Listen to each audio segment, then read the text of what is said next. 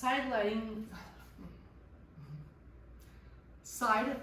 hip cars or hip controlled articular rotations.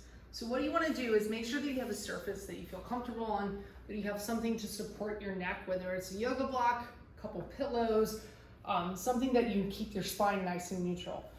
I want you to make sure that your torso is completely turned to the side, that you don't tend to open up the shoulders or the hips, and then that you bring the knees forward so that they're about like 90 degrees in the hips in both ways. So it's almost like you're lying on or sitting on a bench or a chair, but on the ground.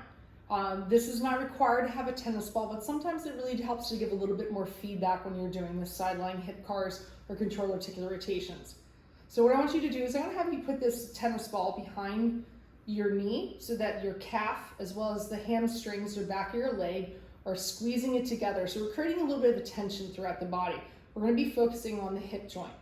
Normally, I tend to just want to gauge in timers versus doing reps, but for the sole purpose of, if you're doing this at home, thinking about 3 reps in each direction per leg is the best way to do this. So squeezing this ball, I'm going to have you start off bringing the knee up towards your chest, not to the point that you curve your lower back, but just enough that you feel this.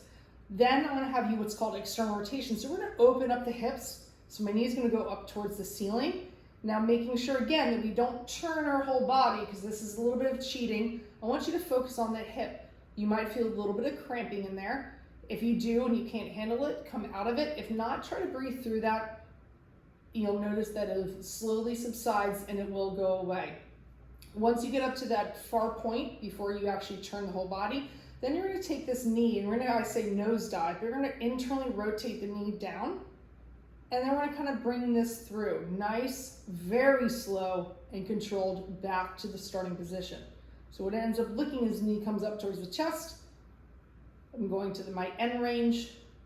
Then I'm going to internally rotate, bring the knee down, dive bomber, nose dive, whatever you want to say, down to the ground. So I do 3 doing that direction, and then I'm going to switch. I'm going to do 3 going back the opposite way. So just kind of like a videotape reverse, and come back where you started. And do 3 one direction, 3 in the other direction per leg.